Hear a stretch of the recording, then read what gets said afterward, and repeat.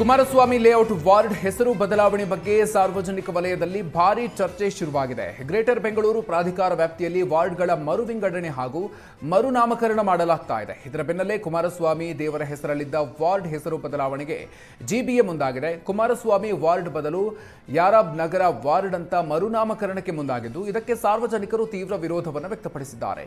ಬೆಂಗಳೂರು ದಕ್ಷಿಣ ಪಾಲಿಕೆಯ ಪದ್ಮನಾಭ ವಿಧಾನಸಭೆಗೆ ಸೇರುವ ವಾರ್ಡ್ ಹೆಸರು ಬದಲಾವಣೆಗೆ ಜೆಡಿಎಸ್ ಆಕ್ರೋಶ ವ್ಯಕ್ತಪಡಿಸಿದೆ. ಹಿಂದೆ ಬಿಬಿಎಂಪಿಯಲ್ಲಿ 181 ವಾರ್ಡ್ ಆಗಿದ್ದ ಕುಮಾರಸ್ವಾಮಿ ಲೇಔಟ್ ವಾರ್ಡ್ ಇದೀಗ ಯಾರಬ್ ನಗರ ವಾರ್ಡ್ ಅಂತ ಮರುನಾಮಕರಣ ಮಾಡಲಾಗಿದೆ. ಓಲೈಕೆಗೂ ಒಂದು ಮಿತಿ ಬೇಡವೆ ಅಂತ ಜೆಡಿಎಸ್ ಪೋಸ್ಟ್ ಮಾಡಿದೆ. ರಾಜಧಾನಿ ಬೆಂಗಳೂರಿನಲ್ಲಿ ಉದ್ಯಮಿ ಮನೆಯಲ್ಲಿ ಕೋಟಿ ಹಣ ಕಳ್ಳತನ ಪ್ರಕರಣಕ್ಕೆ ಸಂಬಂಧಪಟ್ಟಂತೆ ಇಬ್ಬರು ಆರೋಪಿಗಳನ್ನು ಹೆಬ್ಬಗೋಡಿ ಪೊಲೀಸರು ಅರೆಸ್ಟ್ ಮಾಡಿದ್ದಾರೆ. ನವೆಂಬರ್ 8ರಂದು ಹುಲಿಮಂಗಲದ ಎಲಿಗೆನ್ಸ್ ಅಪಾರ್ಟ್ಮೆಂಟ್ನಲ್ಲಿ ಸುನಿಲ್ ಕುಮಾರ್ ಅನ್ನೋರ ಫ್ಲಾಟ್ನಲ್ಲಿ 1.5 ಕೋಟಿ ರೂಪಾಯಿಯನ್ನ ಖದೀಮರು ಕದ್ದು ಪರಾರಿಯಾಗಿದ್ರು.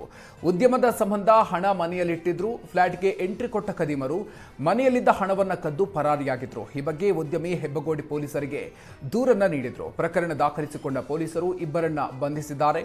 ತನಿಖೆ ಸಂದರ್ಭದಲ್ಲಿ ಆರೋಪಿಗಳು ಉದ್ಯಮಿ ಸುನಿಲ್ಗೆ ಪರಿಚಯಸ್ಥರು ಅನ್ನೋದು ಗೊತ್ತಾಗಿದೆ.